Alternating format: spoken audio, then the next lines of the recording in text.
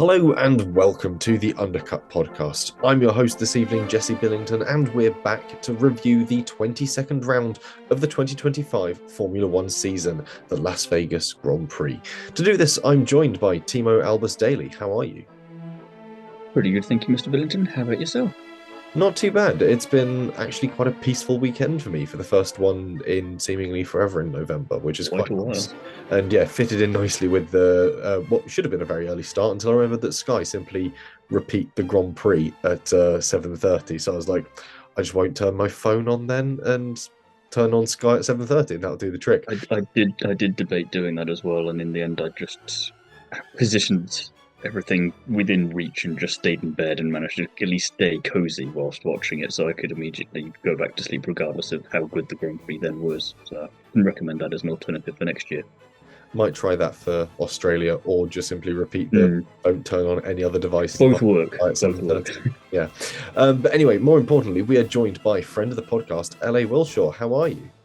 I'm really great. Thank you so much for asking me again. And it's really good to see you guys. I was going to say it's been far too long since we last had you on, but to bring the glitz and glamour of Las Vegas to the podcast, we figured who else to invite along. But we'll dive right in with some news, and we'll kick off with some Formula One Academy announcements. Of course, we're already looking forward to the 2026 season of that series, as they have just wrapped the 2025 championship. And of course, congratulations go to Dorian Paer for an exceptional season, while Meyerberg really experienced a full Ferrari experience of the highs and lows of challenging for a championship while wearing red. Pan scored points in every race across the year and pulled a blinder, really. Meanwhile, Esme Kosterman joins Formula One Academy's 2026 roster, backed by Lego. It was announced going into the weekend that the former wildcard driver from Zandvoort earlier this season would be taking part in the full 2026 season, with backing from the toy brand. In the partnership with the announcement, Lego launched the sale of an F1 Academy model, the same sort of scale as the miniatures they do of all the other manufacturers. And equally, the Lego Group presented the podium finishes of both races across the weekend with custom botanical bouquets, each built out of close to 2,000 elements weighing nearly a kilogram.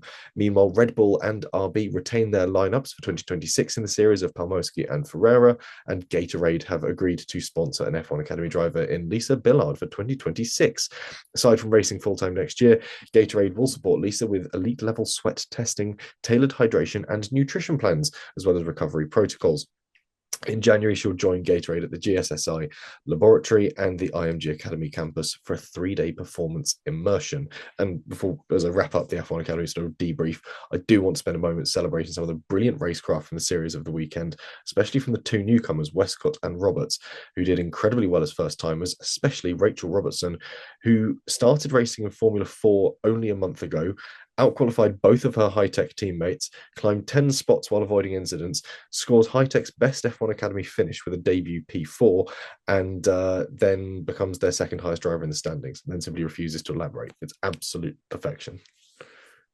Yeah, we were talking a little bit before hitting record about how impressive a weekend she had with that first race, and I made the mistake of nearly describing her as the wildcard driver and realizing, oh no, she's not even the wildcard driver. So it's sort of this other level of impressiveness there, and I think she and Westcott as well deserve seats on the grid next year. Westcott as well. I think P6 in her first race in the end there, and that was again one of the best performances we've seen by a wildcard driver. They seem to get better in the latter half of the season. We saw that last year and now this year. So really happy to see that working in just like you say, Jesse, massively impressive from Rachel, considering she's not really been doing this for very long.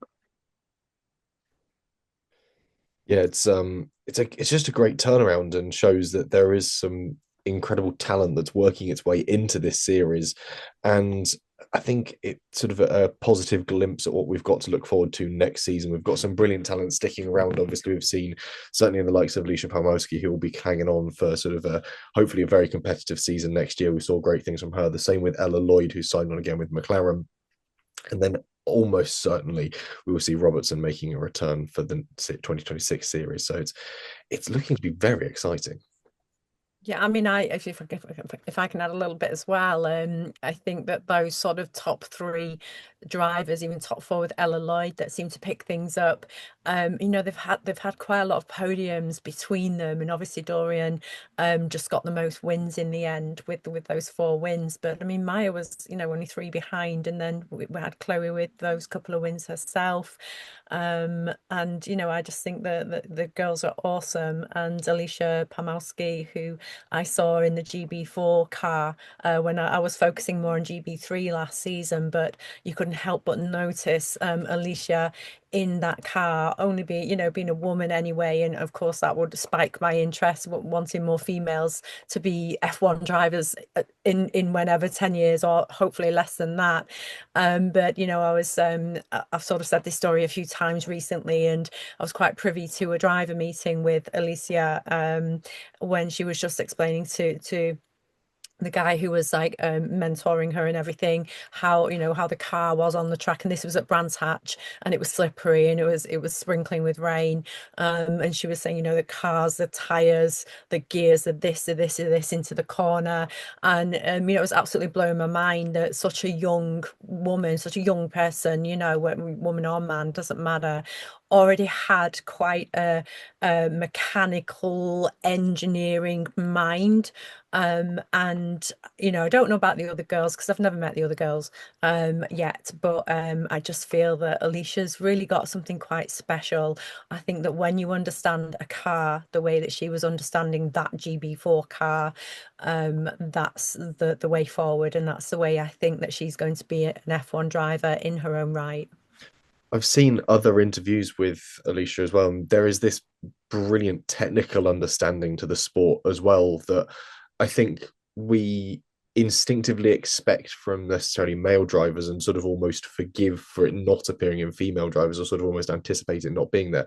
And it's a almost sort of a positive shift to see someone that has engaged with it in this sort of very mechanical sense, and sort of really looking into the engineering of it, because ultimately Formula One at the end of the day is an engineering competition. It's how quick can you make a certain piece of technology that's piloted by a person. And if you understand that technology, if you understand that sort of mechanical interface, you're going to be at a significant advantage. And it's really interesting to see her sort of developing that skill early on, and the way that she talks about it, there's this confidence to it that really suggests she's passionate about the engineering as well. It's not something that she's had to learn to further her sport. She genuinely cares about this sort of the way that a vehicle goes racing, and that to me is absolutely fascinating. I haven't had the chance to interview her, but I'm hoping that maybe she'll appear at some of the events that I rock up to next year and get a chance to sort of pick her brains mechanically, because she seems incredibly switched on, and that's fascinating. She You can seems always to have tell with her that. interviews, Oh, she's got that. sorry. Sorry. I was just going to say, you can always tell with her as well whenever she has an interview of how passionate she is about it. It's not just being that way inclined mentally, but also she genuinely loves it as well. It's an understanding and a love for it. It's not where you're good at something, but you wish you weren't kind of that good at it because you just do it because you can do it, not because you want to. But with her, you can tell that there is that bit of both, and that really comes across even in the shortest of interviews. That you get that pre-race, if you're in the top three, you see the top three get a quick word in as they do the formation lap, and you can always tell with her that she loves what she does.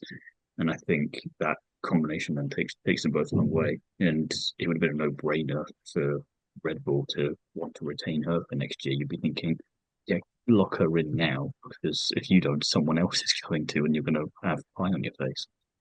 Yeah, I agree. I mean, when I chatted to her, she's got, I don't want to genderize everything too much, but she's got that typical female mind of the brain, of that multitasking in her brain. She's constantly overthinking everything. And where in some cases it can be a detriment to overthink everything, but in this case, in her driving case, it's just perfection to see from my point of view, to see that multitasking mind, constantly overworking, constantly figuring 1,000 problems just for one thing, trying to task every problem. And even just basic interview with her, I had like 100 questions, and they're the questions that I would ask myself, 100 questions about an interview, which was a charity event. And I was like, I like your mind, I love your mind, I love your brain, I love how you think, because this is how you are going to be great, be a great F1 driver one day. She also has an incredibly endearing Derbyshire accent to her as well. It's like Oh yeah, no, but yeah. I mean, it's Glossop, but yeah, we're still saying it's Derbyshire, Manchester. isn't it? Yeah. We're Manchester. Well, she was born Glossop, which is Derbyshire-ish. It's just incredibly endearing because it really adds this sort of additional level of personality. I think we often criticize certainly Formula One drivers for being a bit sort of PR robots over time, and it's really fun seeing the character that junior series drivers still have. I think it was when we first moved Franco Colapinto up to Formula One, everyone was saying, do not media train this boy. It's hilarious just watching him sort of run amok in interviews.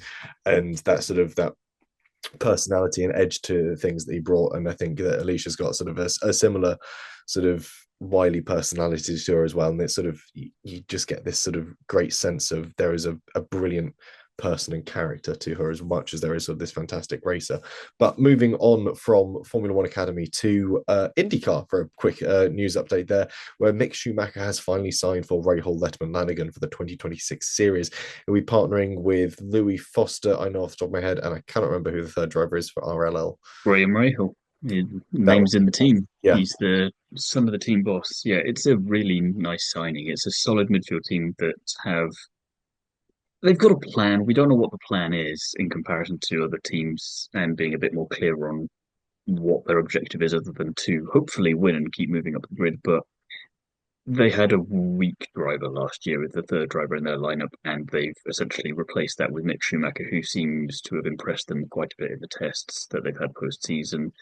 We know that he can be quick behind a car, and I think IndyCar is going to be a really good fit for him in a team that will allow him the time to develop and learn and get back into single seaters. So I'm quite happy about this. We kind of knew it was coming, but at the same time, we didn't want to jump the gun just in case because even when you know, you still don't believe it until it's official with some driver announcements. And Mick, yeah, it's just nice to see the Schumacher name back on a single seater car, and the fact that it's IndyCar is just nice and different, and I'm ready for that. The IndyCar grid already for next year looking great, but now we've got a Schumacher on there, along with people like Dennis Hauger and Power Collette and other F2 names. Then you mix it in with the IndyCar people that have been there for ages, and you go, "Oh, we've got something special cooking." Yeah, it's a really interesting lineup for next year, and it's I think for so long, IndyCar suffered from this idea of it was just full of sort of American drivers or drivers from the Americas. And I mean, you look at next year's field and yeah, American drivers still make up sort of, can't say the majority, but certainly there are more of them than there are any other sort of nationality. But it's become a properly global series and really grown into its own sort of racing feeder, and it's really exciting to look at, and especially the way that it welcomes rookies, the way that it brings in new talent, that it nurtures drivers and gives them a sort of an opportunity to do something interesting, and how long those rookies actually seem to stick around in the series is promising when you're trying to find your way into motorsports, you're trying to find your way into single seaters, and you find an IndyCar seat, you go through Indy Lights, you go into IndyCar, and you're welcomed, and it's an enjoyable place to be, and it's not as That's technical. what I was saying. They're going to give them the time to develop. You've got to do pretty badly in IndyCar for them to not give you at least another season to try and figure things out. And a lot of the time, if you are doing that badly, chances are it's you've just had a bit of what we now call a prima season in IndyCar of you have absolutely no luck, and the times you do have luck, it's bad luck, and the car is trying to kill you in some way, shape, or form. So fair enough, you can then have another season. We'll grant you that, and then if you're bad at the end of that for other reasons, then fair enough. But at least I've not been able to accuse any team or or the series yet of getting rid of a driver too soon, and I like that. It's refreshing. Hmm. Don't know if you've got anything on the IndyCar scene, LA, or if it's one that sort of falls a little outside the window. Yeah, it kind of does a little bit for me just because I'm so busy with everything else that I'm doing, whether it's F4 or GB3 or F1 or F2 or whatever. But of course, I have noticed that quite a lot of our F2 drivers have headed in that direction. So it does spike my interest every now and again when I get the chance. I will, I have been watching some of those races, and it's awesome because I know quite a few of those guys, not as busy mates, but really well from the paddock. there was nothing more heartbreaking for me when they didn't get to F1, when they didn't make it, because you could see the absolute talent of some of those drivers, including Robert Schwartzman, who just absolutely missed the boat completely. Of course, he was there in the background for Ferrari, but then I don't think that the very political situation that happened where he then changed his license to Israel. And obviously, we're not going to go into that, but I felt like he kind of missed a window just because of global events. And that doesn't take away the talent that he was.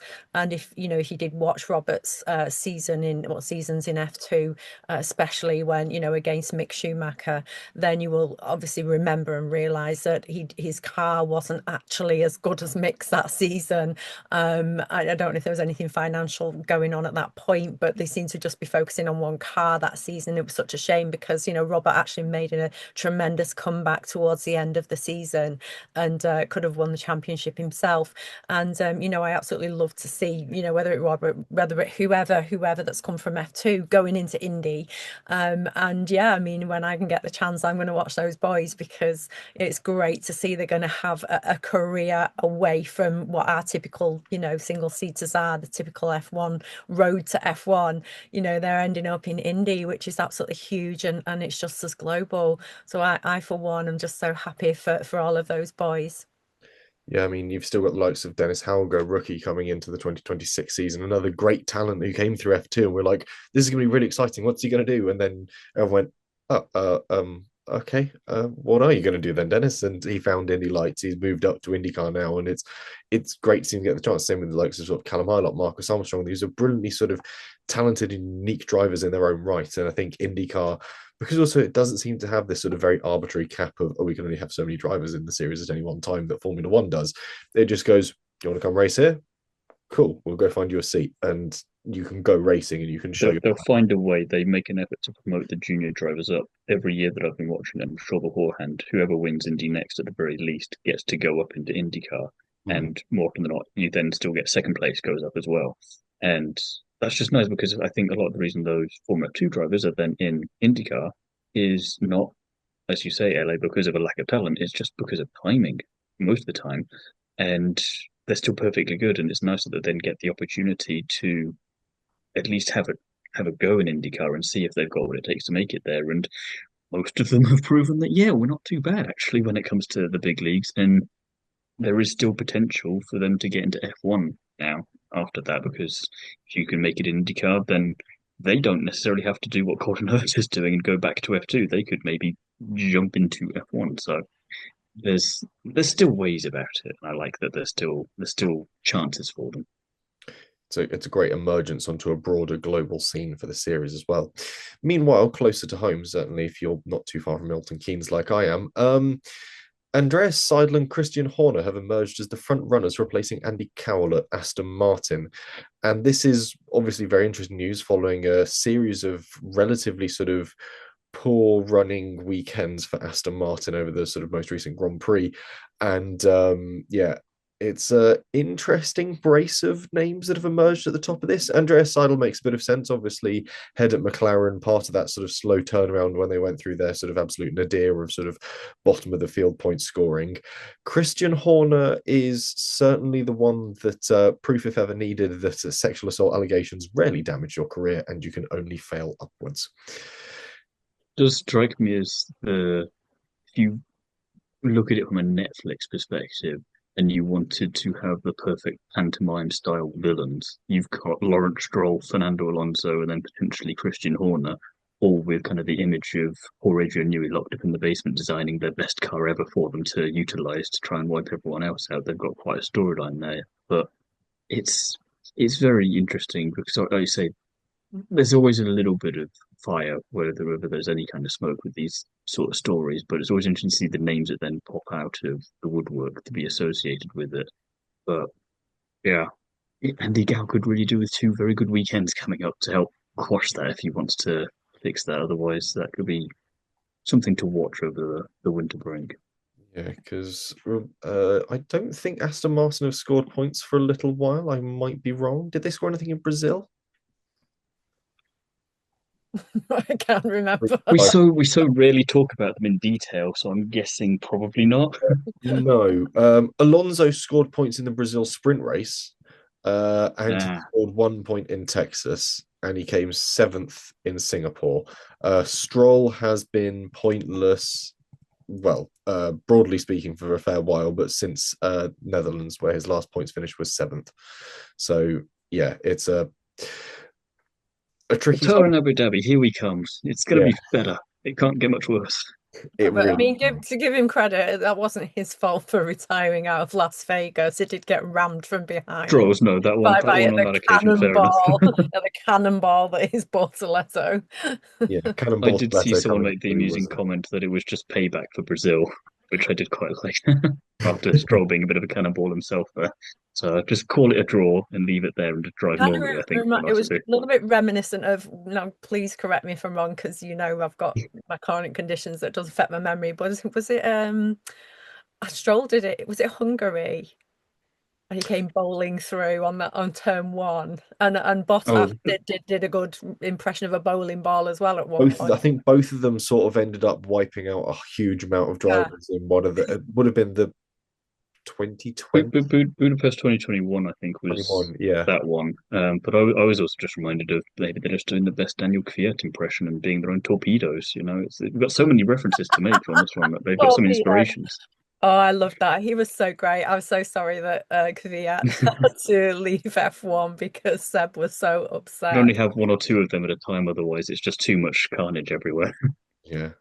Gets worse for Daniel Kvyat because didn't he recently lose to the AI races at the autonomous racing league in Abu Dhabi as well? So yeah, kind of a strange time for him. I've lost track of what he's up to. I don't know if he's still associated with a few sort of endurance drives, but anyway, we'll do a podcast on him at another point in time.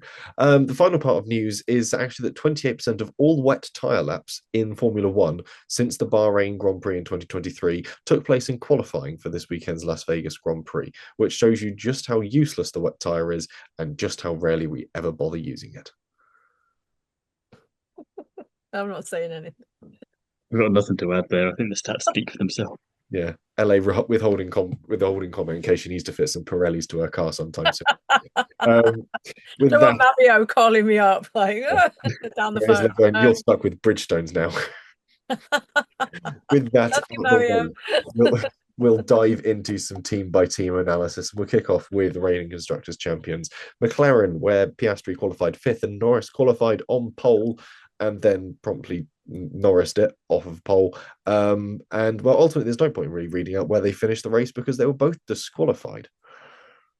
Yeah, just to mention Norris's start there, the statistics are now 50-50 on if he will lose from pole going into turn one, which is impressive in all the probably wrong reasons that he won't want.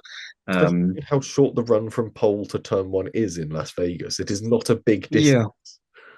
Yeah. The quote I like from Coulthard about Norris this weekend, in particular with reference to that, was Norris is trying to play Verstappen at his own game.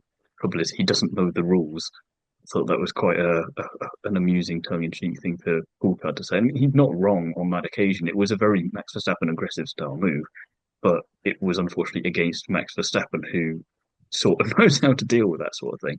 Yes, coming from a mile away. As for the disqualification, what a way to potentially fumble both drivers' championships hopes in one fell swoop. I mean, lots of people as well commenting on and off grid, wondering what's happened to Piastri since Zandvoort because it doesn't make sense to any of them. And I mean, I agree, a driver doesn't just forget how to drive overnight, so there's something odd going on there. But the championship's going to go down to the wire now. He and Verstappen are equal on points, 24 points away from Norris as well. So with Qatar always bringing some kind of chaos, we're going to be in for an interesting show next weekend, and hopefully Abu Dhabi will be more interesting than it's been for most of the time that we've been there. And it should be now the first time since 21 that we'll go down to Abu Dhabi for the championship decider, essentially. But yeah, McLaren, such a basic, fundamental thing to mess up on as well. We had a go at Ferrari back in China and Gasly, well, Alpine for Gasly on Gasly's behalf back then, and going, I'd probably go back to that episode and find a quote from one of us, Jesse, if there is no excuse for any other team to do this season, especially after think it was Texas the year before, with Lewis and Charles having the exact same thing, and I think George last year in Spa as well, which is why he got the win taken from him. And you go, how does that happen so consistently? There is no excuse for it. It boggles the mind. Yeah, it's a really interesting one, and I think McLaren went into this with a few sort of arguments when they were approached by the stewards over this. They said that the practice sessions were a little jumbled, that they hadn't really had a chance to properly dial in the running, but equally at the same time, we've seen McLaren's just sort of operational practices really start to slide. There's been a lot of errors creeping into the way that the team operates, not necessarily the drivers or the functionality of the cars per se, but simply the way that the team achieves a race weekend has. And you saw that a little bit with the pit stops as well. Piastri's Yeah. it was only 2/10, but in a pit stop, that's a lot of time. And then by Norris, they'd sorted out again. It was like, yeah, you can't afford to be rusty with whoever's first, though. You've got to be on it every single. That's why you practice. Well, we've seen this in the second half of their season. There's been some issues creeping in. Think back to Monza, where they had to re-invert the drivers because they weren't able to achieve the pit stops correctly.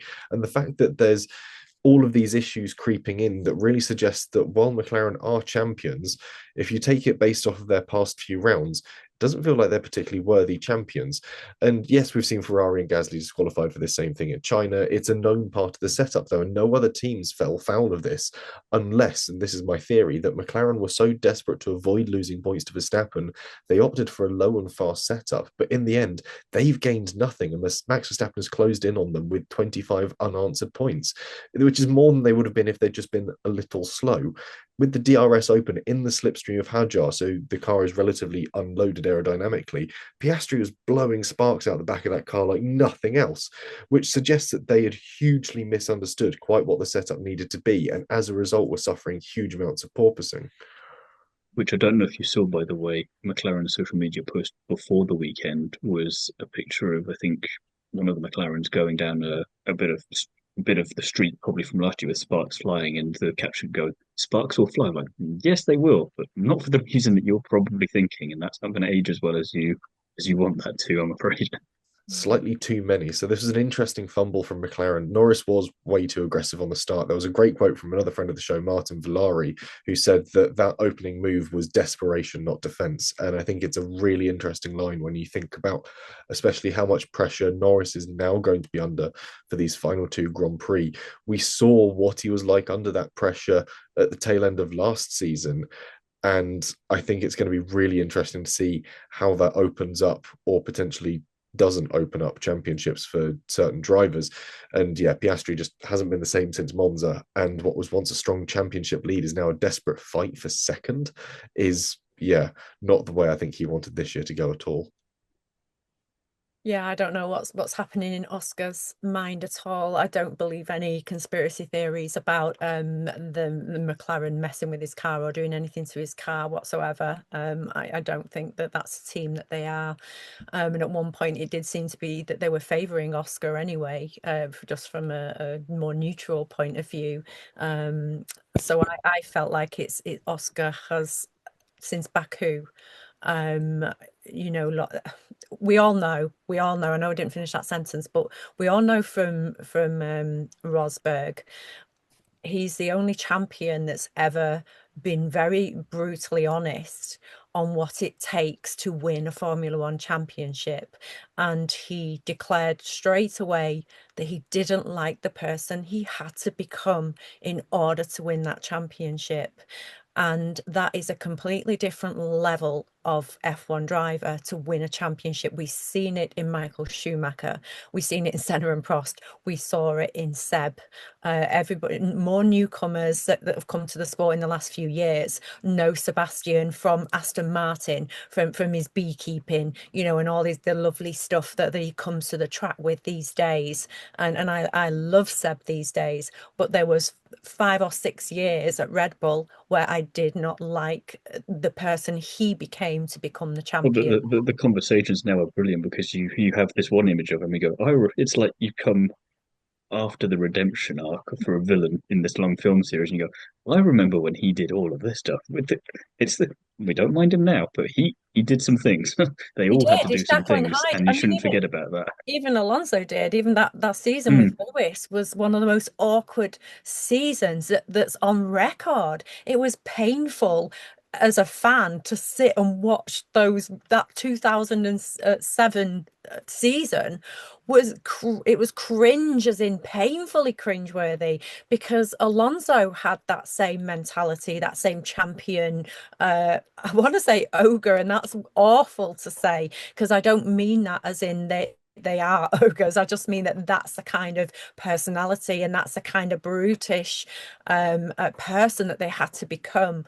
And now, and I don't think Oscar's ready for, I don't think Lando's ready for that, to become I that was about to person. say, I don't think either of them have shown that No, side of he hasn't. themselves. And Max he's shown it in the past, we've seen that, but this year he's not needed to show that because he's never once realistically, probably until quite recently, thought that he's actually in with a shot. So he can just, I don't know, I'm skipping ahead here slightly, but he has nothing to lose and everything to gain. He's just driving for the love of it. I described a few other drivers like this at other points in the year. You look at Hulkenberg, for example. He knows he's not going to be winning a championship or even fighting for one, but he knows he can get if he can get the maximum out of that car, or if he can help Bortoleto to get a result, he's loving life, and that really tells with the kind of the laid back ferocity that he has, if that makes sense. And you've had that with Verstappen, except now he's got a sniff, and you go, oh dear, because if Yeah, you're the two McLarens, you're going, let's not do hmm, Abu Dhabi 2021 again, shall we not? well,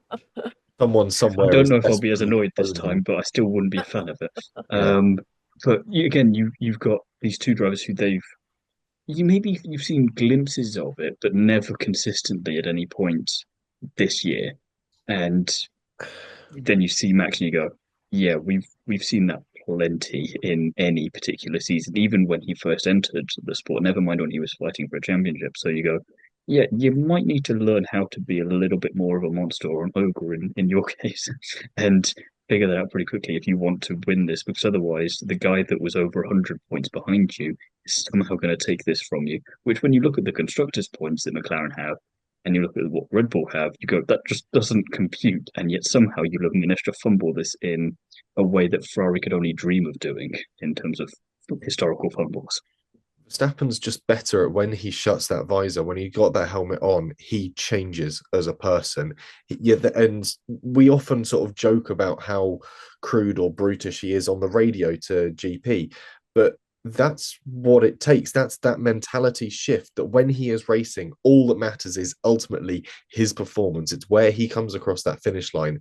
As soon as that's done, we see it in like his post-race interviews. And this year has shown, if anything, that polarity more so, because for so long he sort of knew he wasn't necessarily in that title fight. So every time he was sort of having those sort of immediate sort of interviews post race, post qualifying for that top three, he was a lot more jovial, a lot more upbeat about things, and it was really interesting to see. But even in the races where it wasn't going his way, I think it was Hungary this year, where he was on another one of an absolute howler of a strategy from Red Bull. They just hadn't got it right.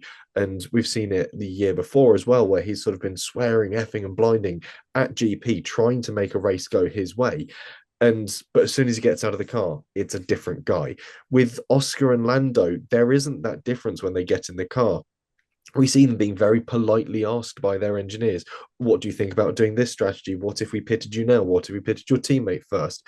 And they always sort of very obediently sort of have a polite and PR manufactured answer. Whereas Max Verstappen would have just told them to sod off and let him pit first. And Well, that's, it's the sort of thing like, why is this my job? You're the strategist yeah. and the engineer. You figure it out. I'm just the one driving this. I've got to trust you. Why am I doing all the decisions?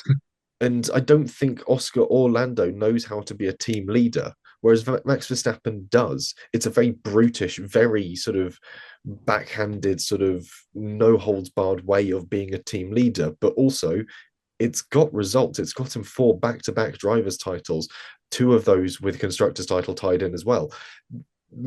McLaren do not have a team leader. They have two people that sort of seem to be leading the team. Certainly one that's the CEO of the team, one that's actually the team principal, and then two drivers that are so sort of cuckolded by their own team's PR management and by one another's threat of a championship that neither's actually been able to step up and do anything with it. And as a result, they're just going to give it to Verstappen is the way that it looks like it's It going. reminds me of that meme of the guy sitting at the diner quietly eating his own food, and you've got that fight breaking out in the background. It's just Verstappen just minding his own business, while McLaren just doing McLaren in the background. Yeah. Does it make you wonder though, because they're very publicly, to me, I didn't like what happened at all when all of a sudden they're reprimanding Lando for racing and saying there's going to be repercussions for you until the end of the season. And it's like they're not even allowed to become that version of Max, because if they did and they Mm. started to take each other off the track just to win the championship, which we've seen before. We've seen that at McLaren before in those Prost and Senna days, and even the Alonso and Hamilton days. And you're just like, they're not even allowed to be that. They're not allowed to become that, because if they did, then there'd be repercussions for them at some other Well, race. Why is well, there a repercussion? well, that's exactly the point, right? They've somehow figured out how to dominate a constructors championship. I'm not still not entirely sure how, when you look at how all of this has gone, and at the same time they have no idea. Kind of, they've been placed in this position where they've got a brilliant car, they've got two very solid drivers, but they have no idea what to do with that. Whereas I think if any of the other three top teams of Ferrari, Mercedes, or Red Bull had, they've all got the other elements that McLaren lacked. Let's put it like that. But McLaren have just enough of everything else to keep them above. But it's showing now that you don't need to have a high average of everything. You can prioritize one or the other. In Mercedes, it's maybe the car. Red Bull, it's the driver, or at least one driver. Ferrari, I'm not sure, but it works some of the time for them. And you go, if they could sort their strategy out, they'd be up there. But they've all got that one thing. But McLaren have a little bit of everything that you think would work perfectly, and yet somehow it doesn't. And it's they followed the recipe, and yet it looks and tastes nothing like it should. Yeah, I think McLaren, if they're going to do this again, if they have another competitive car for 2026, they need to lay down the law and say one of you is our first driver, one of you is our second driver. Red Bull only achieved that span of domination when you think back to the Seb and Mark days by saying, look, one of you will get preferential treatment, and we will decide that early on based off of who comes into the year leading the championship. Seb usually had it pretty much sort of out of the gates, and as a result, got that command. He made Mark Webber fight him every year for it. And by fighting him for it, it was pushing each of them to a 1-2 pretty much every time. It wasn't necessarily exciting to watch as a constructors' battle because you had Red Bull steaming off into the distance some years. But the end result was that there You're was not there to impress us, you're there to win. yeah, You need to do whatever it takes. And I do wonder if Piastri, obviously, he was in the lead of the championship for so long. If they had prioritized him in that way, I'd have been interested to see how. I'd have loved to be a fly on the wall, basically, for the discussions behind closed doors with that with Lando, because obviously he's been there so much longer, he's been so much more patient, and all the rest of it. But I do wonder what that would have then looked like, how things would have changed. Would we have seen this drop off from Piastri since Zandvoort? What would have all that have been like? We just don't know, but it would be a fascinating what if we could see it. Uh, we should probably move on, Jesse. We're going to be hearing this otherwise with McLaren. Yeah, I was going to say we're nearly an hour into recording. We've barely got past McLaren. So we'll get to Mercedes. And Russell qualified fourth and Antonelli qualified 17th. Bit of a duff weekend for the Italian driver, but Miss Russell would finish second and Antonelli would finish third, somehow achieving the strange result of finishing somehow both third, fourth, and fifth in one Grand Prix due to the sort of strange fortuitous circumstances of both his penalty and then the penalties of those around him that re-promoted him. Very odd. But yeah, Timo, I'll let Talk you. about failing successfully. Yeah, I'll let you kick off with Mercedes, Timo. Yeah, and Antonelli as well should be mentioned that back-to-back podiums for him. But yeah, heck of a turnaround for him and a very Las Vegas gamble strategy-wise that worked out big time. P2 in the Constructor Championship is probably theirs now, barring any major catastrophes. It worked out for Russell in the end. But given that there wasn't too much risk, I would have said, in fighting Norris, he couldn't afford to DNF Norris, that is, even though ultimately that's sort of what he did. I don't know why Russell didn't want to fight him and risk a podium. Sure, the car had some issues, but with Antonelli doing an Albon Spa impression, he probably was well enough insulated and should have been fine if anything had happened. It's my bugbear every time this happens, and it happens far too often of a driver in X team coming across driver in Y team and going, I'm not gonna, our race isn't with them. I'm not gonna fight them too much. Going, I know I'm probably being a bit too idealistic, but also this is Formula One. You're meant to be the top motorsport. You're meant to fight everyone for everything because, as we kind of referring to just now, that's what it's going to take if you want to be at the top and the sharp end one of these days.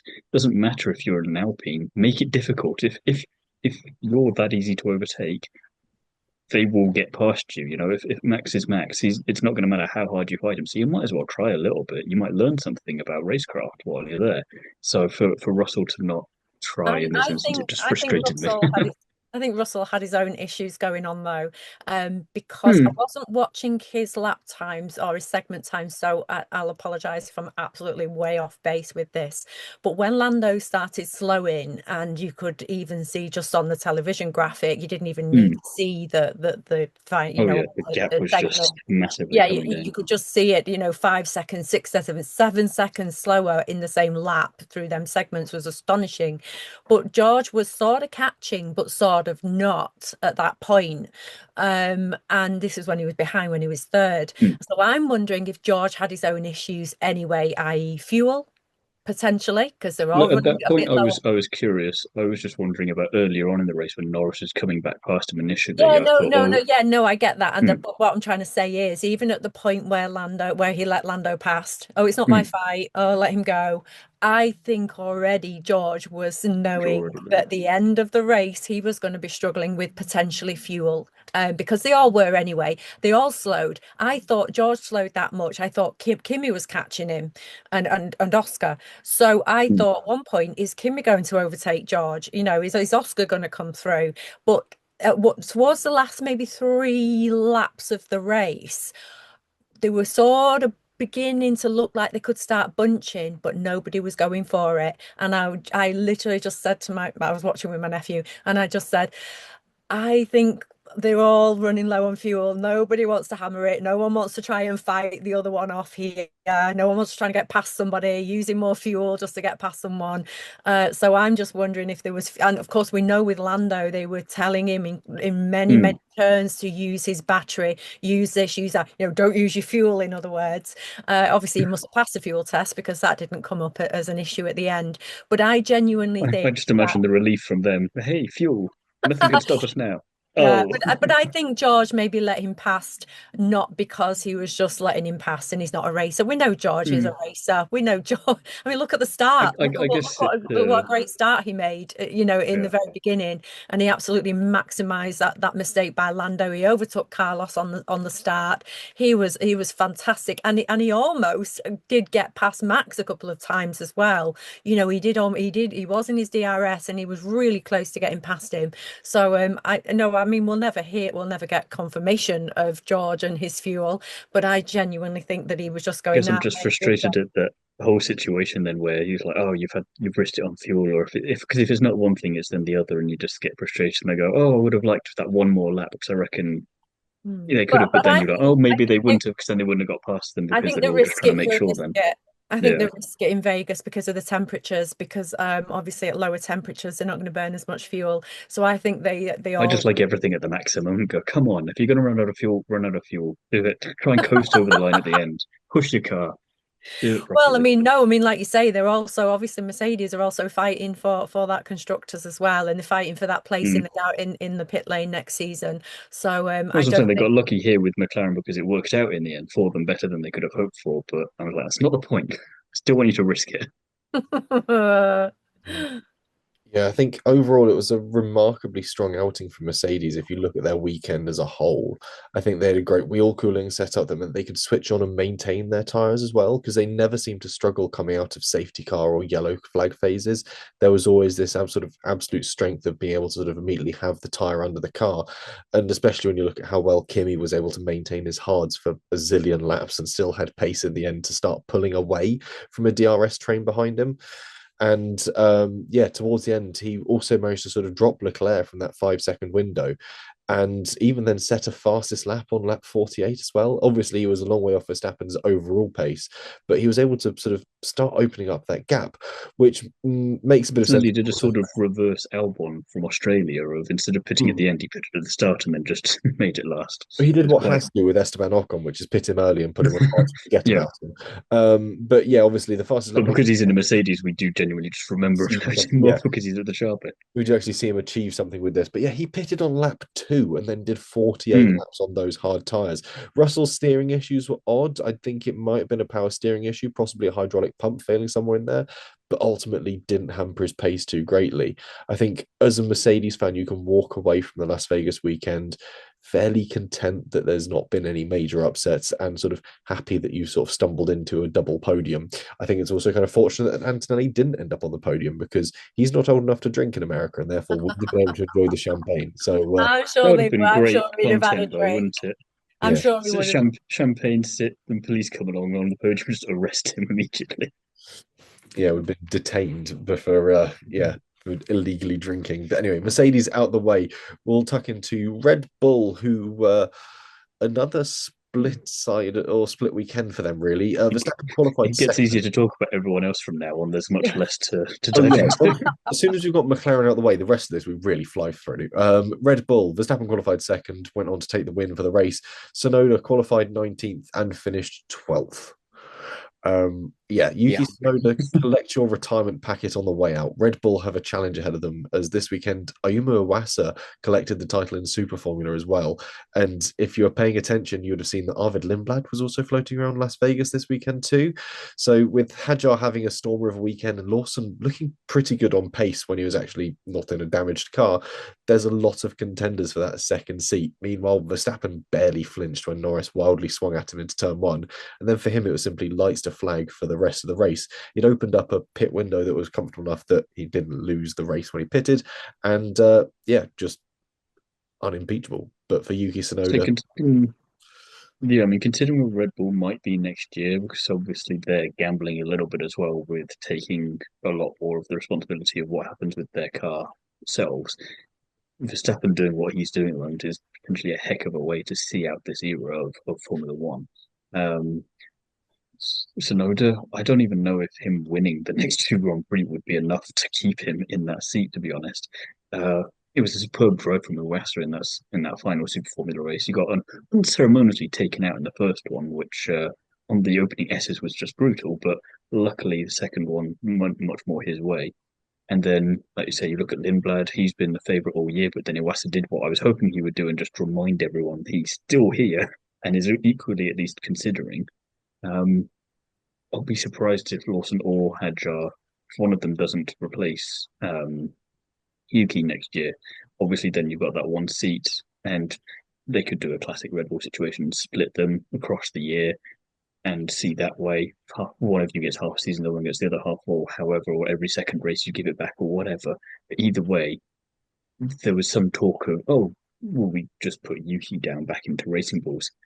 I don't think that's happening either. I think he's just gone, because you've got two great contenders for that Red Bull seat now for next year in Racing Bulls, and then you've got another two who would be great fits for that, and whichever one doesn't get it, you think has to be in the seat for 27 somehow, and is going to be getting all the FP1 sessions and all the extra test sessions in the meantime, and that doesn't really leave any room for Yuki, because even if it did, he'd still have to then compete with the 500 other Red Bull juniors coming up through F3 and F2 in the meantime that are going, we're not there yet, but we're on the way. And you go, P12 and a race weekend, which will refer back to other teams with this as well, where you're going to have a double disqualification. If you're not good enough to get into the points, at least be as close to it as possible.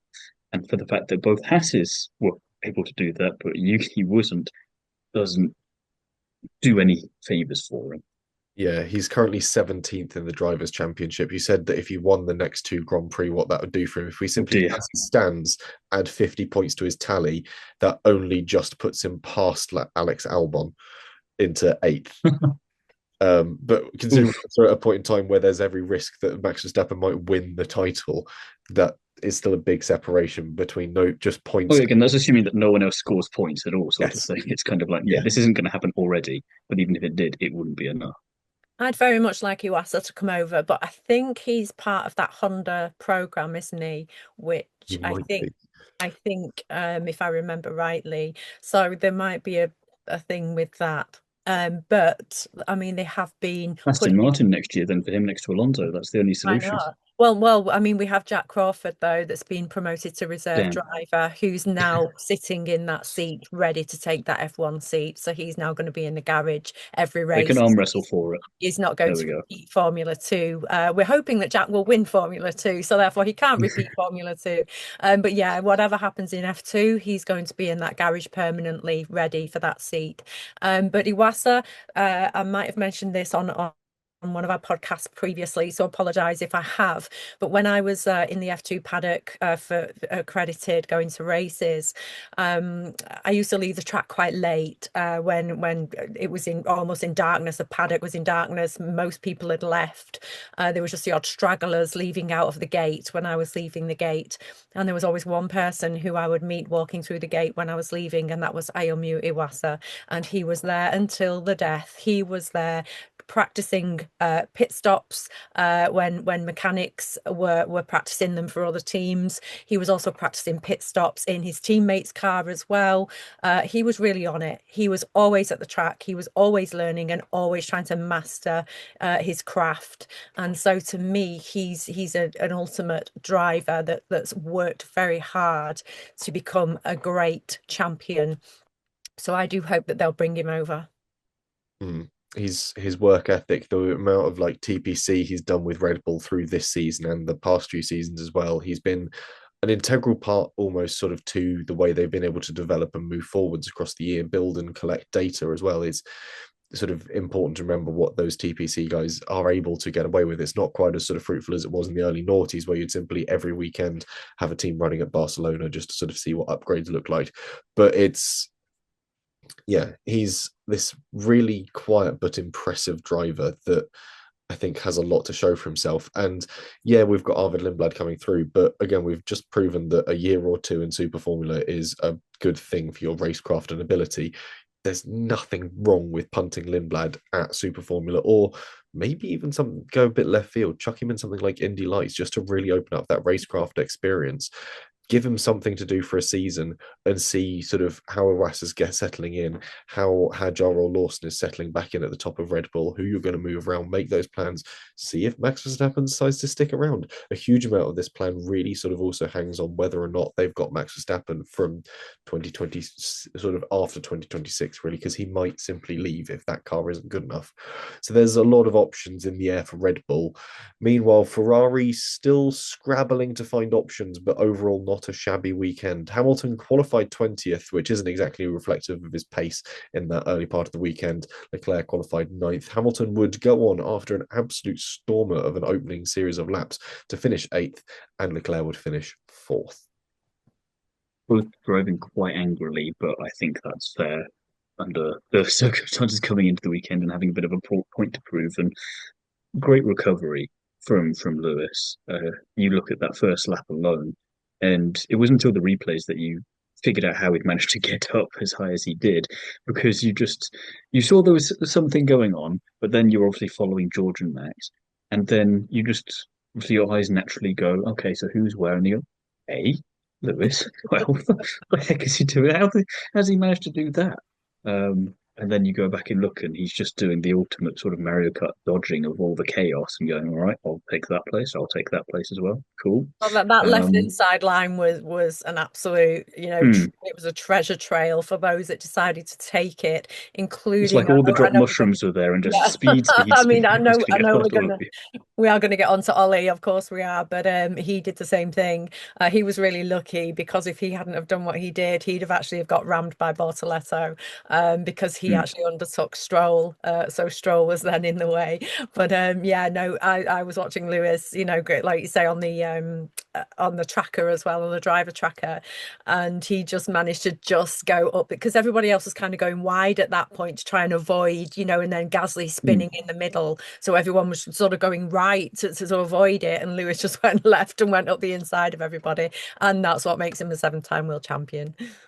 Yeah, I think it shows that in the Grand Prix, contrary to other people's beliefs, the drivers are not the problem.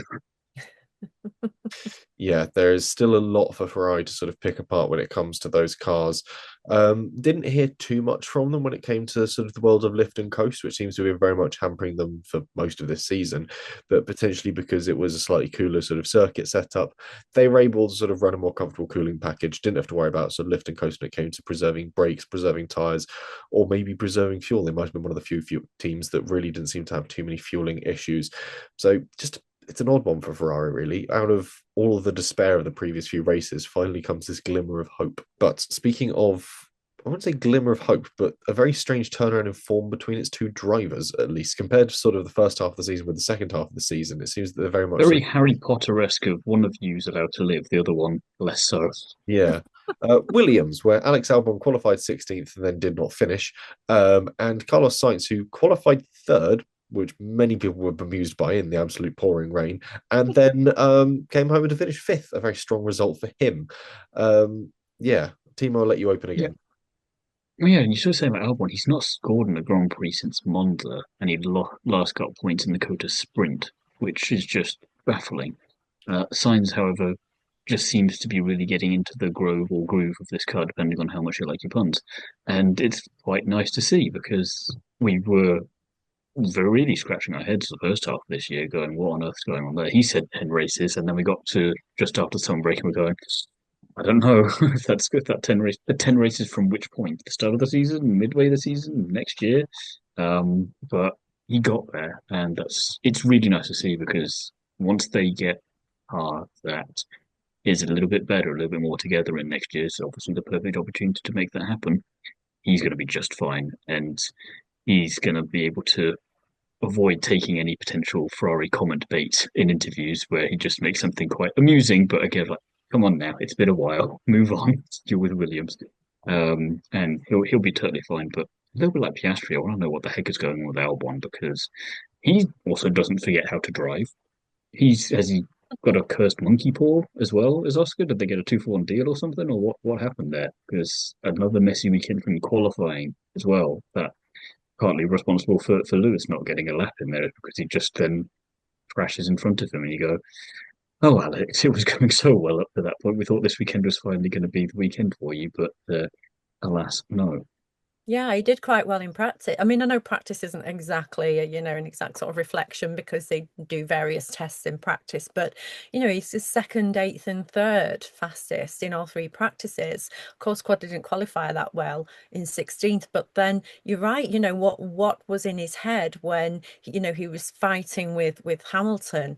It was almost like he'd just lost his ability to drive. He's lost the plot, maybe out You're of used to desperation. Hamilton doing stuff to Albon in a Grand Prix, but not Albon doing stuff to Hamilton. You're going, "No, that's not what we wanted here. Don't Yeah, turn it back round." to me, it's felt very desperate, what happened, and then he hit Hamilton, and luckily Lewis still finished the race. He didn't get any damage, but of course, Alex completely, needed a front wing. And then what happened with the pit stop, the farce that was the pit stop for them not to. So I've got a little tiny one of them, still little fruit flies flying around my head. It's from these palm trees. Go away.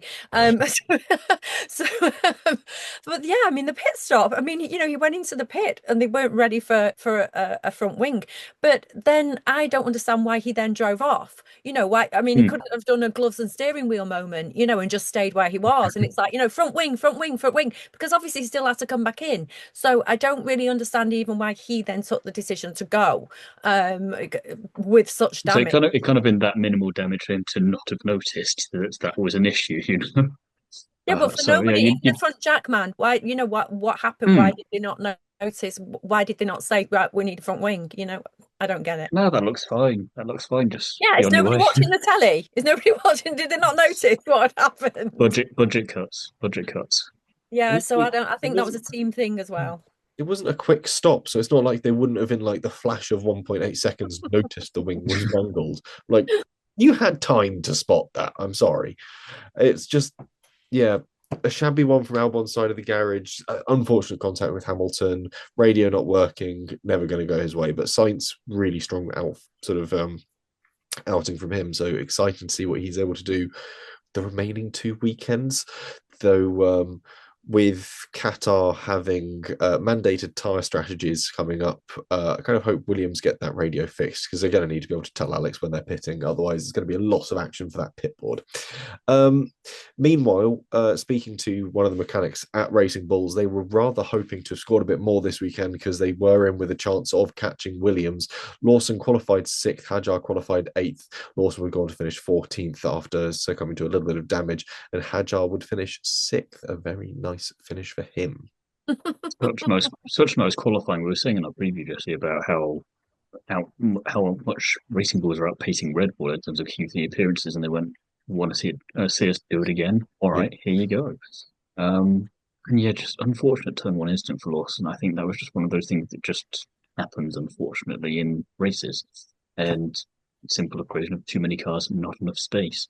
And I mean, I don't want it to happen to either of them, but it's annoying that Lawson seems to get more of this out of the two of them than Hadjar does. But again, I'm glad at least one of them was able to go and make hay while the sun shines.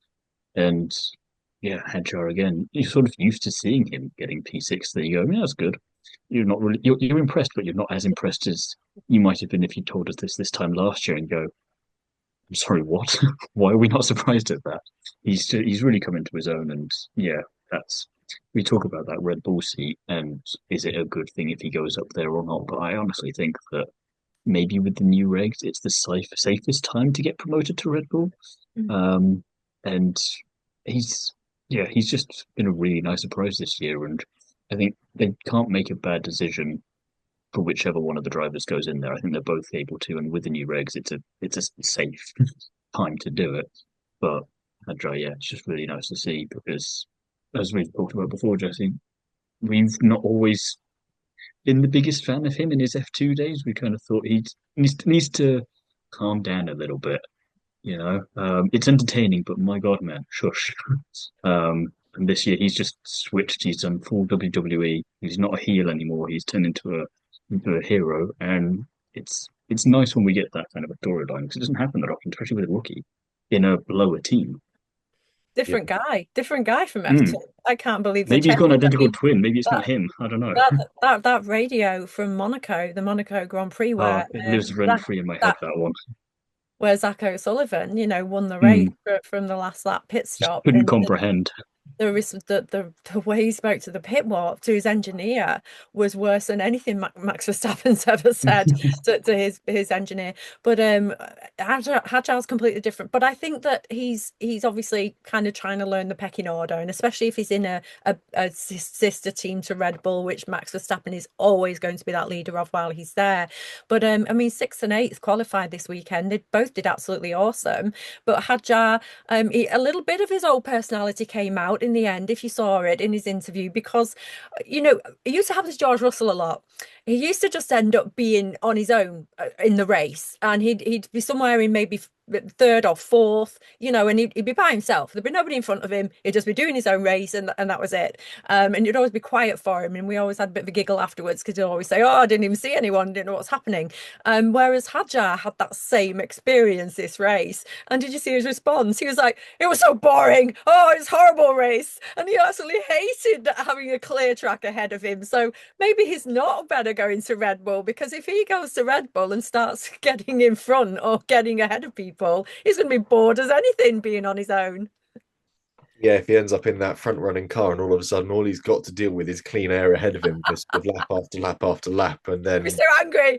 yeah, I'm winning a race and I really hate it. yeah, just threaten to crash just so something exciting happens. I Which I don't, I think is don't know if both ultimately, of you have seen that Rowan Atkinson sketch where he's a racing driver being interviewed post race, and he's won, but he's finding all these little issues, and interview goes, "Oh, yeah, so you won the race, congratulations, how was it?" And Rowan Atkinson goes, "Oh, well, the tires weren't really there, and the weather wasn't brilliant, and second place was coming up, like, but you won." I'm like, "Yeah, but there was this issue and this issue and this issue," and just keeps going. I'm like, That's actually, I may Isaac. have That seen is that too Isaac. many times, and he's emulating.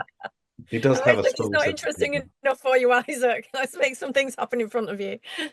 Yeah, it'll be interesting to see what Racing Bulls do moving forwards. I'm looking forward to quite what they can do for the rest of the season as well, because I think certainly Abu Dhabi might be a circuit where they're able to pull something interesting out the bag. I'm curious as to what that chassis will do around Qatar, but I'm curious what most of them will do around Qatar. I still have no way of reading that track. But anyway, from Racing Bulls to Haas, who tick off at least one of our predictions going into the weekend, whereby Henry predicted that they were going to jump up to seventh. And yeah, much to Haas's surprise, where neither of their drivers were actually in the points when they crossed the line, and then all of a sudden turned out 3 hours later they were. Ocon qualified 13th and would finish 9th, while Behrman qualified 14th and would finish 10th. This is what I say, right? You've got to be in it to win it. And once again, it shows that when you're not able to get points, be as close as you can be, just in case something happens. And this isn't the first time we've even seen Haas do this. It seems to be not quite a strategy because that makes me think they're prioritizing the wrong things to do. But it shows that, okay, we're not always going to be able to do what we'd like to. So let's just hope for the best that something happens.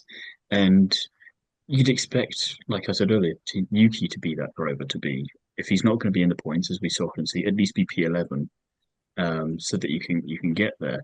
Or with Aston Martin, you think they have such a confusing topsy turvy time at the best of times that you go, well, at least be near the points so that if something then happens, and then you get Haas, who's this such a left field outfit in terms of everything it feels like, and they're the ones that can pull this off. And you're both surprised but not surprised at the same time because of course it is. It's Haas. This is sort of their bread and butter. They have the randomizer and they kind of know what's going to come up and you go, I don't know how you've predicted this, but well done. Because the next time they'll be getting points solidly, or they'll be nowhere near it, but they knew they never had a chance anyway, and that's fine. But they somehow know what they're going to have at each circuit and they're able to play that to the best of their ability. Yeah, I mean, I think that they did wonders this weekend. They both had really bad practice sessions as well. They were really down, very close to the back end in the practice sessions, and of course 13th, 14th in quali. It's midfield. It's very, very dangerous at some circuits to be in that midfield when you qualify. And I said to a friend of mine in the paddock, I said all he needs to do on that race start, Ollie, is to get up that inside of Stroll. I said if he sits behind Stroll, he might be in a bit of a train. I said, so he needs to go up that inside. And of course, that's what he did. And it was just phenomenal, for both of them to try. I mean, Ollie was right up in the points properly at one point for quite a while. Alonso did manage to do quite a good he did a pit stop quite a few laps before Ollie did. So he did the massive undercut on him. But then on straight line speed, Ollie was better. So it was only inevitable that he would eventually catch him, which he did. Hulk, obviously, an entity to himself this weekend. And, I've got all the green behind me there just to prove that. But yeah, I mean, obviously, without Hulk in the equation, I mean, that would have been a different story anyway. But Ollie he's P12 now in the championship, and Haas have jumped up to P7 now. They've jumped in front of Aston Martin, which is exactly, I mean, I think they'd like to finish P6 if they could. But yeah, I mean, Ollie P12 and Esteban P15. And I like Esteban's story now because I was kind of always on his side in that Brazil incident, that happened with Max. I just felt like, the car needs to unlap themselves. We saw a lot of cars unlapping themselves back in those days. Tend not to see it too much much these days. But I just felt like, well, he was just trying to unlap himself, and what happened? And poor guy got punched in the garage and then spent a year, in Mercedes garage, not even driving. So I feel like it's a nice little story for Esteban to come back into F1 and then come back to leave Alpine and come back to a team that I think is neutral territory.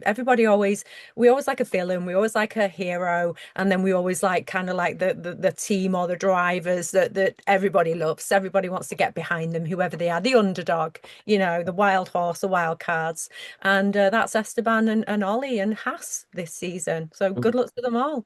Esteban's had this sort of nice story where he's sort of matured while he's been at Haas and been able to be this sort of coaching and guiding figure for Ollie and sort of helping him into the sport. And dare I say, possibly he's done too good a job of it. When you look at sort of how quickly Behrman's found his feet in Formula One, how quickly he's got up to speed and really shown this sort of incredible form we saw of him, certainly in Formula 3. Formula 2 for Behrman never proved to be this sort of great proving ground that a lot of people anticipated. He was quite lucky he already had that Ferrari tie with him, that he was able to just sort of carry on through that sort of tumultuous Formula 2 season.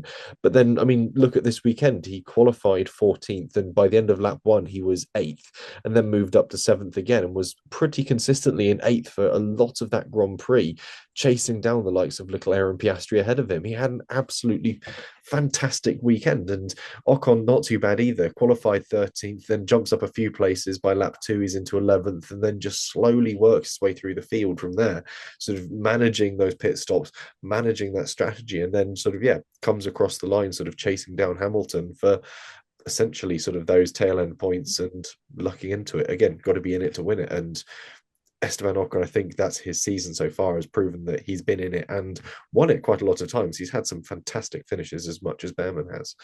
But we'll move on from Haas to the people they've just recently overtaken, Aston Martin, where Alonso qualified 7th and would finish 11th, while Stroll would qualify 12th and DNF. One good thing I can say about Alonso is I don't know if you saw the overtakes he did on, was it Yuki and Franco, whilst they were busy battling each other, and then Alonso just sneaks up behind them and goes, if you're going to take too long dealing with each other, I'll just have both of you then, and then disappear into the distance. And he did it just such a smooth, nice job of it. I just thought, that's, even when Fernando's not there, he's still there, which is why he's probably quite frustrated that he didn't get any points this weekend, being that high up in qualifying and then just missing out. I think the pit stop strategy wasn't quite right for him on that one, and it just was completely misread. Stroll, really, we don't often have much to say, but we really don't have much to say because he didn't make it past turn 1, so it's just done immediately. I always find it funny when they do the telemetry graphics for an entire race for all the drivers on one big graph. I can't imagine that's much more than a point for Strolls for this one. If you go for the entire 50 laps of it, it'll just be bonk, and then that's it. But Aston Martin, not much to say really, is there? Yeah. No, I agree with that. Not much to say. Alonso, didn't he qualified 7th? He actually quite respectable qualifying. Lance usually does qualify a little bit higher up than what he did. He qualified in 12th, so I guess that put him in a danger spot. And at the end of the day, every driver will tell you, your race can turn out wherever you qualify. So, just lucky for Ollie that he went up the inside there and managed to not get hit from behind. I mean, if we base it off of what their qualifyings are, Stroll's got an average qualifying position this season of 15.3, Bortoletta's 14.6. So Bortoletta was coming through whatever he wanted. But Alonso average qualifying of 10.4, so sort of fairly reflective, certainly for a Stroll as to sort of what we can expect to see from him from the season. But ongoing performances like that, certainly Alonso's lack of pace across the weekend, clear sign as to potential. Alonso has now said, though, that he's treating Qatar and Abu Dhabi as celebrity races because it's sort of celebrating the fact that this car is going to be gone after 2 more Grand Prix and he can focus on next year's, which very Alonso of him. Quite typical of Alonso. He was also quite upset after the race of the fact that he just didn't appear on telly a lot. That someone said, I think we saw one of your overtakes. It means, what do you think you saw one of my overtakes? Was it on the telly or not? And they're like, I think it might have been a replay. All this work wasted. Yeah.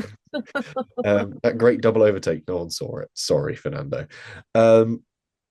Meanwhile, chasing up the pack, we have Sauber. Hulkenberg qualified 11th and would finish 7th rather tidily. Meanwhile, Bortoleto qualified little off the boil in 18th and would go on to DNF, unfortunately. Still think though, what a turnaround for this team from one season to the next. If you'd, I mean, we already had this in Australia. Never mind the rest of the season up to now. But you think this time last year they still hadn't scored any points, and now here in Vegas, Hulkenberg is there in P7 on merit and is sort of doing what you were alluding to earlier and hoping to be George Russell from yesteryear of nobody notice I'm this high up and just let me have my quiet race. I'm perfectly happy with that. And I can just get some really nice solid points. He was up in like fourth or fifth at one point because of how the strategies were working. I was just thinking, I don't know how we end the race now, but could we? Because this was brilliant for Hulkenberg, and he's really gelling with it. The two of them together, I think. Yeah, just I can't wait for them in Audi next year. And in some ways, I'm looking more forward to Audi than I am to Cadillac. Which, if you told me that this time last year, I'd have gone, "What the hell has happened?" So, yeah, shame for Bortoleto, but I suppose at least, as I was kind of half joking earlier, balances out Brazil on the battlefront between Bortoleto and Stroll, so they can call it even now and then get on with their own races from Qatar now and just go and get some points. Yeah, Hulk was quite handy in practice too. Yeah, he finished fourth quite respectfully, and he's currently P10 in the championship standings, which I think is the highest he'll finish for since he's come back. Is that correct? That's a very good question. Let me check my big league. Yeah, just a strong season with Haas last year, but again, yeah, I think if the podium doesn't help him get a higher overall finishing rate, then I don't know what he's got to do, quite frankly. But I think they deserve it. And Jonathan Wilson is one of the nicest people I have ever met in my entire life. Regardless of motorsport, he is one of just the nicest people. It can't happen to a nicer person. And I spent a little bit of time with him at Silverstone over the British Grand Prix. And I was just bowled over. You're the good luck charm, is what you're saying there, are you? Yeah, it's me. It's all down to me, Jonathan. No, it's not me. Yeah, because obviously Hulk got the podium, didn't he? And to celebrate that, afterwards, the joy, the pure, genuine joy in Jonathan and in the team was just tremendous to see. And I'm glad. I mean, I know he's not had another podium since, and neither's Gabby, but I'm just really glad that they've managed to maintain enough results this season that Hulk is 10th. It couldn't happen to a better team and a better person with Jonathan.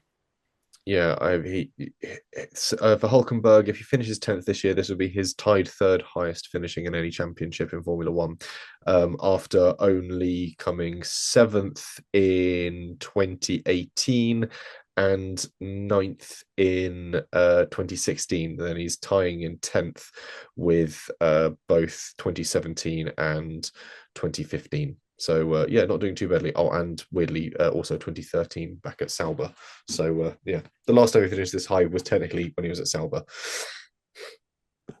Excellent. Well done, Hulk.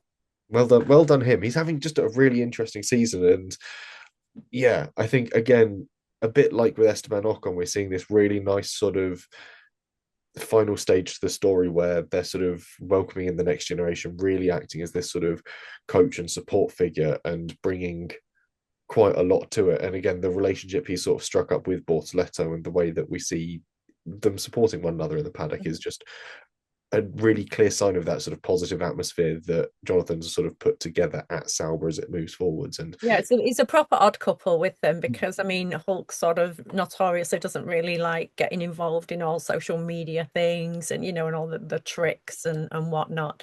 So he's been involved in quite a bit, this season with Gabby. It's like one of those Hallmark films where you see the husband lose his wife and he's now stuck with a stepkid, and seems they weren't too sure of each other at the start, but by the end of it, they're best friends getting along with each other.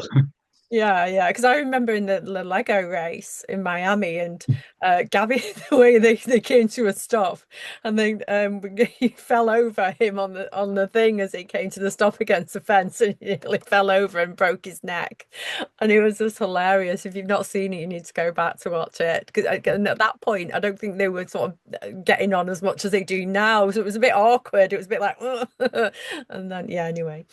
Yeah, I think was it Gabby's sort of best points finish or something at one of the weekends, and for some reason Nico had sort of retired earlier on in the race and sort of came out wrapped in just a towel to sort of greet him in like the Sauber sort of hospitality suite, just sort of like, and I was like, okay, I can see why certain parts of Daddy, it. go away from me like this. Yeah. People let him hug him because he was just in a towel. You It was just sort of really literally, funny. you'll have to speak up. I'm wearing a towel. But it was just this sort of perfect moment where you sort of go, I can see why certain parts of the internet have fallen very deeply in love with you two. It's very odd.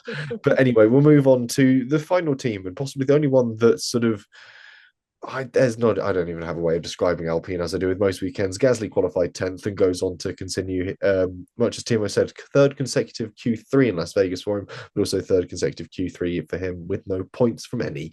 I Yeah, was just glad he made it through this one because last time I think he qualified and then his engine blew up, and I go, oh, you had a chance, and it's been taken away from you again. and Colapinto qualified 15th, finished 15th. So despite two drivers ahead of him getting disqualified, failed to actually make up any ground.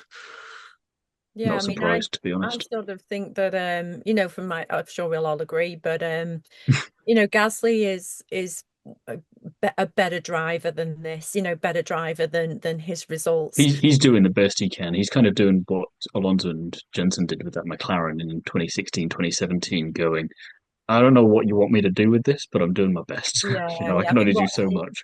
it's like 18th and got 22 points in the Constructors' Championship, and yet this is a guy that can I don't know if I was freezing Win a then. race. And this is a guy that can win races, and win them, and I just sort of fear that where Esteban left the team and seems to be doing better with a lesser funded team, maybe Pierre should have jumped ship as well. There's quite a lot of staff that left Alpine, especially in the early start of the season, and joined other teams, and went to other teams, and I'm not sure if they were slimlining the team on purpose, or if something, even I mean, what happened with Ollie Oakes, I mean, one minute he's team principal, next minute he's back, sitting on the pit wall at I don't high think tech. any of us know what Alpine are really trying to do, to be honest. I don't think Alpine know what they're trying to do half the time. And I think that's probably the issue. We go on half the time just only about the 100 race plan. But again, it's a little bit of, at which point are you starting that? Where are you counting from? Is that a future date? Is it a past date? So are there several past dates? And also, what is the They're just plan? You picking just and say you have a choosing. 100 Grand Prix plan, They're just but picking and what choosing is actually. 100 Grand Prix. That's what they're doing. They're just picking Hmm. and choosing the good ones and calling it a quits there. I still do we know what Ollie Oakes is up to these days, or is he still on a Yeah. self-imposed extradition in Dubai? Yes, I do. Yeah. So he at one point he had majority share of high tech, which was just before he then was called up to Alpine as team principal. So I was actually wondering what was going to happen there, because it's no secret that Ollie kind of wanted to maybe bring his team up into F1 one day. Hmm. And all that kind of changed with that his Russian sponsor that time. So then he had to take a bit of step back from that idea. And of course, then he became team principal at Alpine, and then stepped back to high tech. And now he's sold a majority share to a Chinese businessman who now owns a team. And at the moment, Ollie's still on the pit wall. I think we might see him in Losail and in Abu Dhabi. I'm not 100% sure though. I don't know. I'm not on the inside. I'm not in touch with Ollie at the moment. But if we see him on the pit wall, then that won't be a surprise for me.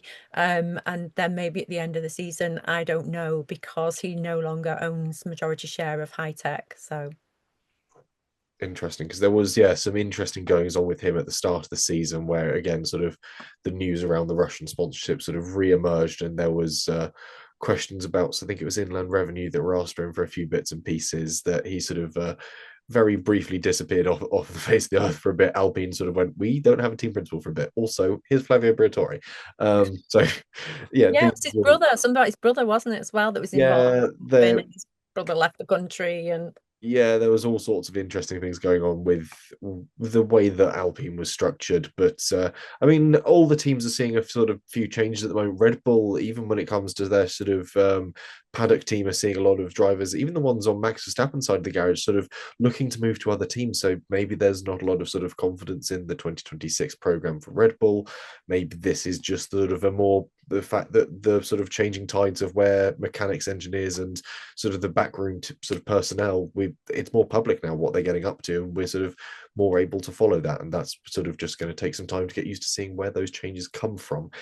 Anyway, with the teams run through, we'll dive into our summative points of winners and spinners. And Thiemo, I'll let you start with your winner, please.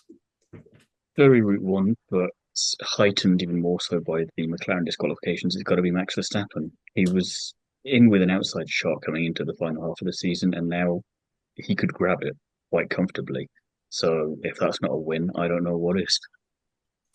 Yeah, that's a fair answer. I'm going to plump for Kimi Antonelli because I'm not sure that was a jump start. When we watch the footage back, you see that the wheel rolls back, but it's the resistance against the brakes because it does sort of cast her back a little bit again. Did you have a sky pad, though, to really look at it? Well, I did because I watched back the Skypad footage and I sort did of he went, go over the yellow line? Because don't forget that time Max did a false start, but then it wasn't a false start because he didn't roll over the yellow line. but So maybe did he Antonelli, roll over the yellow line? I don't know. I didn't. I haven't got the Skypad with me. That wasn't on his sky pad. He cannot have moved that much. You could barely see it. You could barely see it. But it must have been enough that the sensor picked it up. He might have just had an extremely sensitive sensor. In the end, it didn't matter. It ended up on the podium. So, yeah, biblical performance, really stringing out those tyres, and a great sign of his growth this season. I think it's phenomenal what he's been able to achieve. And again, I think it speaks wonders for what Mercedes are able to do when it comes to the support of their young drivers. I think it was fantastic seeing how much they'd backed Dorian Pan coming through her Formula One Academy season, especially this year. How much they came out to celebrate with her as well after the second race. They had all the. Oh, they lost Kimi. They lost Kimi though for the photos. He might have been there, but he's very small sometimes. He might just not have spotted him. I think he was probably talking to Rene behind him because Rene was congratulating Dorian at one point, and then Kimi disappeared, and the camera was like, "Oh, I bet he's talking." He's got yapping with the Prema guys, but yeah, it was nice to see sort of even the likes of Bottas and Fred Vesti also there, just sort of taking part in and celebrating. And we've seen across the season George and Kimi and Valtteri sort of spending time coaching Dorian when it came to circuits and sort of giving her that helping hand. So winner for me, Kimi Antonelli, but also a great show of what Mercedes can do and do when it comes to their younger drivers. I was torn between Hamilton or Behrman, really, because I do feel that Hamilton's recovery was absolutely astonishing, and his absolute masterclass in avoiding all of that was going on in front of him. And then I was, and coming out unscathed and being hit from behind as well, still coming out unscathed, and then finishing in P8 in the end. But I think I opted for Ollie because of the season in general. So I'm going with Ollie as my winner because of the fact that he has got no godly right, finishing 5 consecutive races in the point, in a Haas, being a rookie. It's just phenomenal. Maybe no one told him he's driving in a Haas and he just thinks he's in a Ferrari. Well, he is in a Ferrari. It's a Ferrari engine. Yeah, true. It's absolutely, it's a Ferrari, isn't it? So, I think he's absolutely smashing it. He's having a fantastic season. He does have the teammate Ocon on the other side of the garage, but I know that Ollie's got an incredible team around him. He has managers, driver managers, coaching managers, his performance coach. He has a very strong team of very clever, experienced people that are keeping him on track and taking all the brunt of what happens around drivers in the paddock, and just allowing Ollie to just drive the car and develop his craft. So my winner's Ollie. It's a fair answer. He's been upbeat the 2 times that I've met him this season as well. So he's always been sort of just sort of buoyed by a season going very well and now setting the record for the most consecutive points finish for a Haas driver as well is pretty phenomenal work. Meanwhile, the flip side of that coin, spinners, Thiemo. Was gonna go for the obvious, but I thought no, I'll let you take that one. So I've gone for Aston Martin because, quite frankly, they should know better. With I mean, no Stroll, not much you can do there, but with Alonso and the strategy and just general Aston Martinus, you should know better. Yeah. For me, McLaren, fuel issues for Norris, nearly got by Russell on track. Piastri has lost his pace hugely, and then the double DSQ to boot. It's a open and shut spinner for me, I think. Again, I was torn between two. I was torn between Bortoletto. Obviously that car this weekend with what Hulk did was potentially both of them could have finished in the points on strategy, because obviously you had Lewis finishing in the points from the back. So I was sort of torn with Bortoletto, obviously then using his car as a bowling ball. But I love Gabby so much. He is so generous and such a lovely human being that I couldn't pick him. So I've gone for Sonoda, who's in a championship winning car, not necessarily this year. We don't know yet until after Abu Dhabi, but he is in arguably the best car on the circuit right now, because Red Bull got their game together and they're giving a race winning car back to Max, and it's Sonoda. Is an abysmal weekend. Not a fantastic season. We've already talked about this. I don't need to repeat it. But Sonoda should have done better this weekend with his car. Go back to one of my favorite statistics when it comes to Red Bull, which will have gotten even worse this weekend, is that, of the points scored by that team across the season. Oh God, not this one. Max Verstappen has now scored 93.61% of the team's points haul, leaving Yuki Tsunoda with 6.3%. I will just add to that as well. Bill will check me on this at some point between now and when we preview Qatar, in case I'm wrong, but I'm pretty sure I saw over the weekend that FP1 was the first time that Yuki beat Max in a session outright this season, and bearing in mind Max was only in P4, so it wasn't even by like a lot. So that's not helping him either, is how I'll put that. P1 practice one, he finished third, and Max finished fourth. But so that's as high as he finished there. But then obviously Max finished second in practice 3, and Yuki was right down the far end. Gonna have to dig into that for any other seasons across. I was going to say, if anyone else has managed to achieve that. I'm going to have to dig into that. That is a fantastic statistic to try and research. Meanwhile, when it comes to our predictions ahead of the weekend, it was a point each of Thiemo and I for a Norris pole and a Russell second place, and a point, bafflingly, as we said earlier, to Haas-Jap Henry for predicting that Haas would take P7 in the constructors. He did say solidified, but I think we'll be kind and let him have it. It's not like the guest spot is going to challenge Thiemo or I. I was just worried about your points haul. I can't remember what we're on, but I know the guest's closer to you than to me, so I thought your dignity might need a little bit of no. If the guest catches you. If you have a look at the trace for the two of us, it's actually it's a very fun We're doing all right. championship. Yeah, the guest is slowly catching Ellie May. The guest is now on 5. Ellie May is on 7. I'm on 20. You're on 23.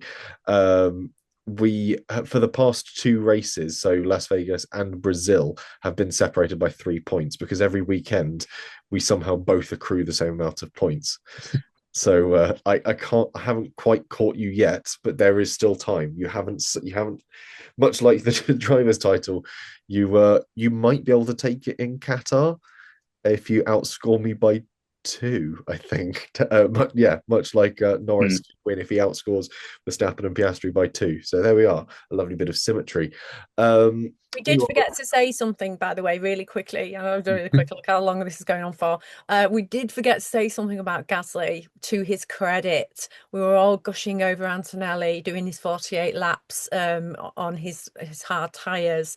Gasly also came in on lap 2, and he changed his tyres to medium tyres, and he also tyre whispered them for 48 laps. Now that is. And now I'm really sad he didn't get any points for it, because that would. Again, what's the guy got to do?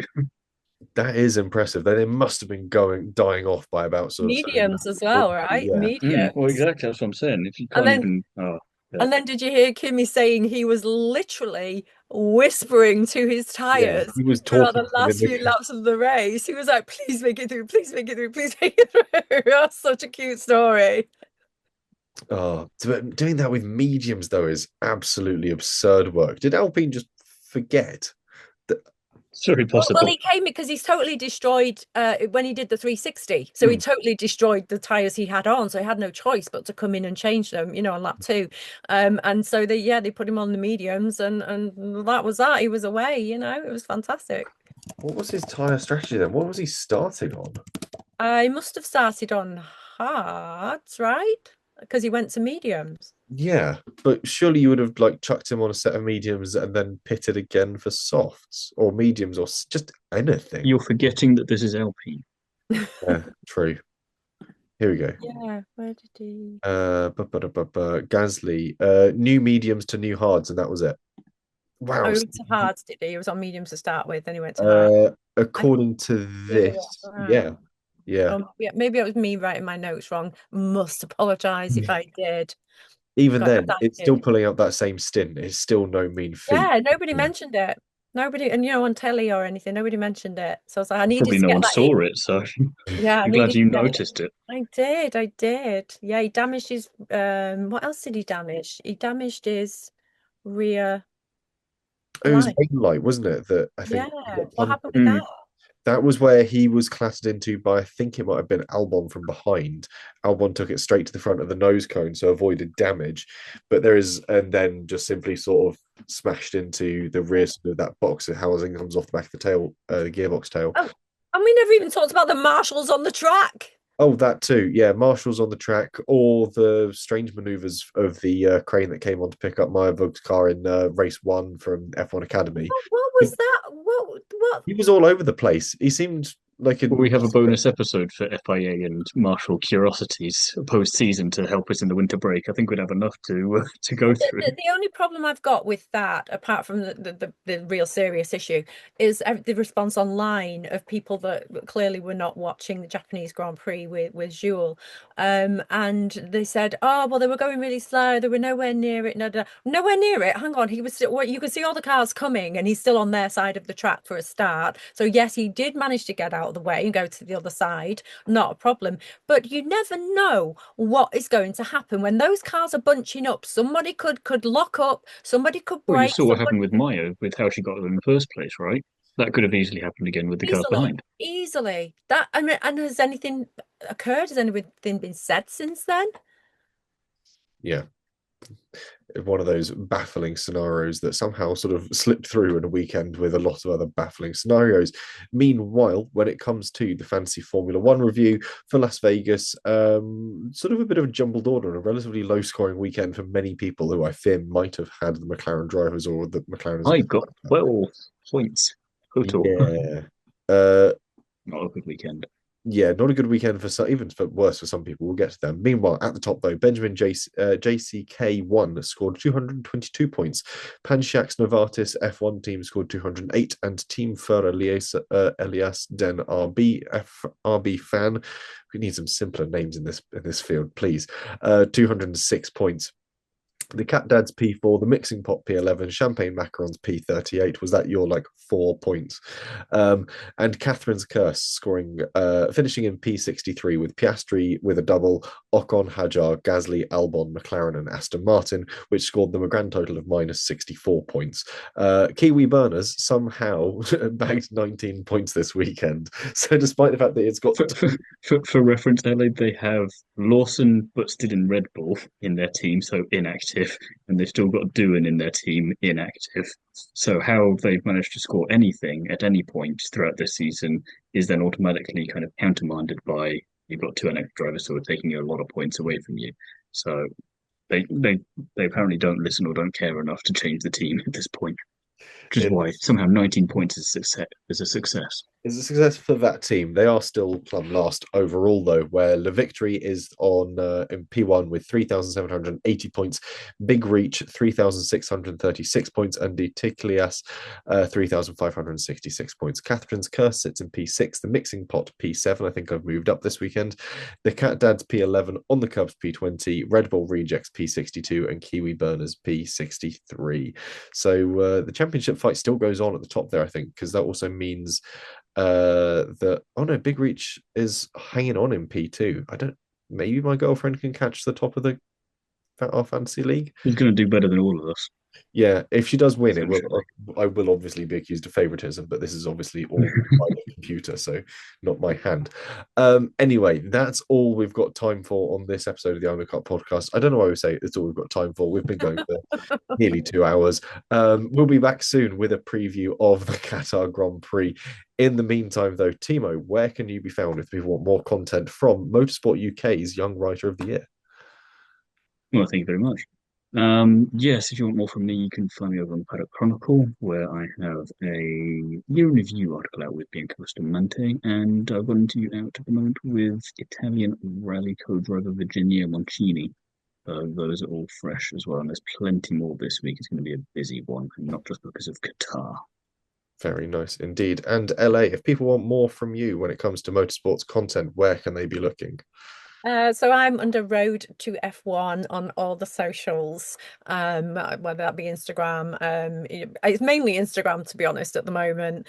But I'm still on the others. But I do have my own little cheeky website as well, where I kind of store everything that I do, everything that I've done, and also YouTube channel too. So it'd be awesome to get some more subscribers. But I did recently go to Chris McCarthy's Setting Purple Sectors event, which is a massive charity raising event for young epilepsy, as Chris himself is a sufferer of epilepsy, and so all that's due to come out. All the interviews I've interviewed, drivers, Jack Crawford, Alicia Palmowski, all the people we've talked about today, and also Crofty, and I've got a fantastic interview with Crofty as well, and also a few words from Chris. So those will be being laid out over the next sort of couple of weeks, those interviews with links, and they'll all be on YouTube in the full, but obviously not on socials in full, because some of them did go on a little tiny bit. So yeah, so it's a nice event to have gone to, and I chatted to some wonderful people.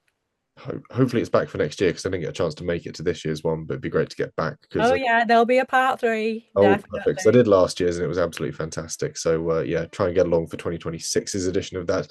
And in the meantime, if you want more from me, you can of course find me on the internet as @JesseOnCars on Instagram, Twitter, and TikTok.